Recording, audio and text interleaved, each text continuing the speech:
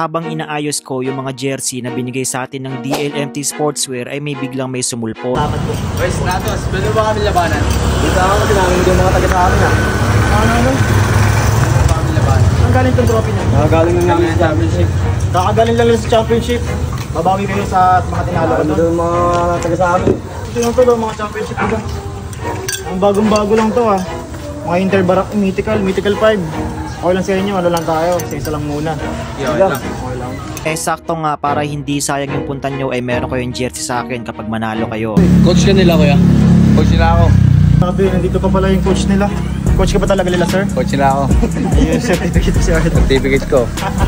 Pinamiss ko na sa kanya yung bola dito at sa atin nga napunta. Hindi biro yung kalaban natin ngayon dahil batak to sa mga liga. At kung mapapansin nyo nga ay tapik siya ng tapik kaya hindi tayo makakapag-freestyle sa mga pagkakataon na to. At yung sa unang possession nga na gagawin niya ay binigla niya tayo dito sa left side sa bibigla ang tira. Grabe, pumasok. Yung sa pangalawang possession nga natin ay hindi talaga tayo papapreestyle neto dahil napakahaba rin ng kamay niya. Kaya yung lagi siyang tumatapik ay naisip ko na lang na idiretso yung bola through the basket. At sa pangalawang possession niya nga dito ay sobrang bilis ng pagkakapenetrate niya kaya nabigla ako kaya pinaul ko lang muna siya dito. Yung susubukan niya nga ditong tumira ay hindi nga lang talaga pumasok. Sobrang hilig niya magtapik sa mga pagkakataon na to kaya nahihirapan tayo mag-freestyle. Kaya yung diniretso ko dito ay nag-scalabay ako ng konti. Eh ang kaso lang yung pagkatira ko dito ay nakahingi tayo ng foul, sayang. Kaya yung inulit ko yung mga pagkakataon na yon ay diretso natin dito sa right side kaso lang sobrang tangkad ng kalaban natin ngayon. Kinamayan niya pa nga yung coach na dito dahil nabota nga tayo. Maganda yung ginagawa niya mga crossover dito, napapadala talaga ako sa sistema na ginagawa niya. Hindi ko na masyadong napigilan dito dahil sa sobrang haba din ng galamay niya. At kung mapapansin nyo nga dito gumamit lang ako ng Santrix sumundot agad siya sa bola kaya dito nakadiretso tayo. Buti nga kamo nasilyado natin. Medyo mahihirapan talaga tayo sa mga pagkakataon na to kapag matangkad ng kalaban at marunong din mag-dribble. Kaya sa mga pagkakataon na to yung binap niya tayo ay napigilan natin siyang umiscore. At 1-5 lang pala yung pinag-usapan naming score dito at yung gumamit ako dito ng Dempsey dribble sa bibiglang spin move nagulat siya. Buti nga kamo pumasok. Kung mapapansin nyo yung dribble niya dito pang elite talaga. Kaya yung susubukan niyang biglayin tayo dito sa kanyang penetration nag-crossover siya na napakalakas. Nag-spin move pa nga pero tayo nakafocus talaga tayo sa depensa pero grabe ang hirap niyang bantayan. Papangiti na nga lang yung coach niya dito sa sobrang ganda ng ginagawa niya.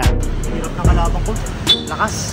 Wala na talaga tayong ibang maisip na paraan dito kundi mag-scalabay na lang talaga. Yung hinihintay ko na nga lang siyang tumapik dito nakadiretso tayo sa kaliwa through the layup basket. Kapag ganito talaga mga bata yung kalaban natin mahihirapan talaga tayo. Nasa 15 to 16 years old lang ata ito I think. Tapos sobrang ganda pa ng mga bitawan na tira. Grabe. Parehas na kaming all sa mga pagkakataon na to kaya yung gumamit ako dito ng sideways behind the back fake nagkamali tayo. Sayang talaga. Kaya yung mag-a-attempt na siya dito ng pag last score niya binantayan ko talaga ng 100% defense. Napakagaling niya mag-switching direction na halos naiwanan na nga tayo dito at buti nga kamo hinawakan natin siya at hindi siya humingi ng foul dyan. Ayun binibigyan niya ako ng mga pagkakataon dito para tapusin yung laban gumamit muna ako ng turo-turo technique sabay bigla akong diniretso sa right side. Kaso kinapitan niya rin tayo dito. Kaya yung humingi ako ng foul sa mga pagkakataon na yun nakaano yung kamay niya sa atin kaya niwawalis-walis ko muna. Kaya yung diniretso ko dito sa right side nag-scalabay talaga ako dito ang kaso lang nakakapit talaga siya kaya humingi ako ng foul dito. Eto na talaga yung pinaka-last option ko kapag sobrang dikit talaga ng kalaban ko. Sa tala ng buhay ng vlog ko ngayon ko lang talaga ginawa tong siko-siko na to. Naka L-shape lang naman yan at hindi naman yan nag-e-extend kumbaga shield lang talaga. At nagulat nga ako dito sinabi niya ilabas daw sabay biglang hawak sa chan. Kaya yung nilabas ko na yung bola dito medyo nakaluwag-luwag na yung depensa niya kaya dito nakatira tayo.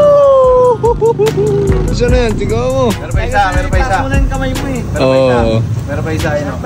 Naku, mas lalo rin ako mahihirapan dito. Kilalang kilala to sa Bernardo Sabi mo natalo ka. Chamba lang yan.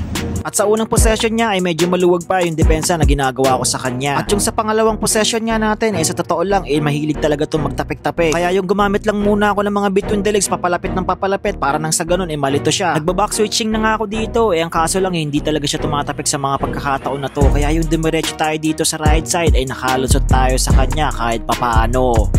Shoutout. Mga Go Stratos. Shoutout. At yung sumusubok nga siya dito ng mga birada niya ay hindi nga lang pumapasok. Halos sobrang dami kong peke ng mga ginagawa ko sa kanya, kaso lang hindi siya natitinag sa depensa na ginagawa niya. At yung sinubukan ko nga ditong dumiretso sa right side ay naka-layup tayo through the basket. Ni halos parehas na nga lang kami ng penetration na ginagawa niya dito. At eto na yung mga pagkakataon na medyo dumidikit na yung depensa niya, kaya yung maluwag sa left side ay dumiretso tayo, kaso lang nag-escalabay na naman tayo dito nang wala sa oras sa bibigla ang pitik. Medyo maluwag na at pinapabayaan na natin siya tumira dito, ay kaso hindi pumapasok. Idol ko rin yung magpani sa ML. Ayain mo nga. Di, 1v1 kami. At yung napapansin ko nga na medyo maluwag din yung depensa niya ay hindi na ako nag-aatubili. Takas kamay lang ako dito at hindi ko na mapipigilan yung pagkaka-penetration na ginawa niya dito. Kaya yung sa last score na gagawin natin ay sobra niya talagang dikit sa mga pagkakataon na to na halos kailangan ko na talaga siyang i-push. Kaya yung umikot tayo dito ay nakatira tayo, kaso na-outbalance tayo at namingi tayo ng foul dyan. Yung uulitin nga natin yung last score na gagawin natin ay sobra niya na talagang pressure dito. Kaya nag-dribble na lang muna ako sa kamay niya dito, sabay bigla ang diretso sa right side. Eh ang kaso lang talaga ay hindi pumasok. Tumutukod na ako sa mga pagkakataon na to, kaya yung depensa natin ay dalawang dipak yung lawak. Kaya dito tinuturo ko na tumira na siya.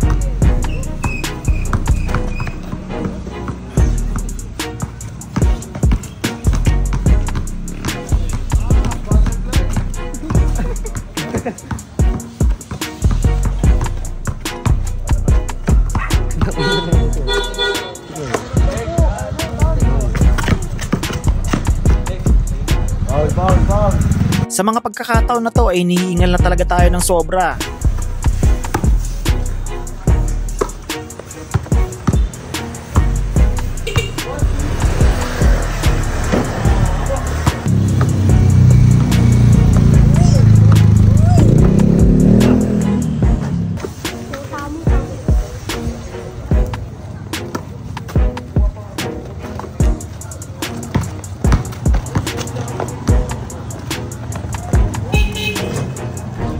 Boss. Tama. Dito tayo. Salamat ka sa DLMT. Salamat sa ano? DLMT. Ha? Ano daw? Salamat sa DLMT. Ano daw? Ako. Nice game, Stratos. Shoutout. Shoutout kay Allen. Rulo. Sigurado ka, baka magalit mama mo. Ang pangalan mo? Danilo po. Danilo. Ilang taon ka na? 11 po. Grade 5. Grade 5. Sa likod. Yeah.